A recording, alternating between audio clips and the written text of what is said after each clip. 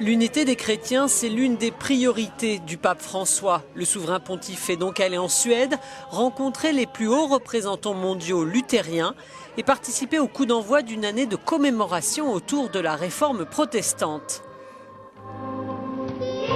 Il y a 500 ans, le moine catholique allemand Martin Luther avait critiqué l'Église et son pape. Son excommunication entraîna des guerres religieuses sanglantes dans les décennies suivantes et la rupture entre chrétiens.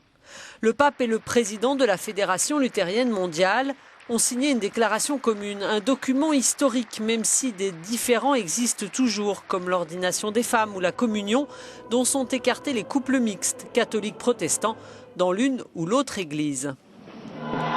Cette année luthérienne se célèbre évidemment en Allemagne, comme ici à Wittenberg, berceau de Luther. Le luthéranisme est particulièrement implanté dans le nord de l'Europe.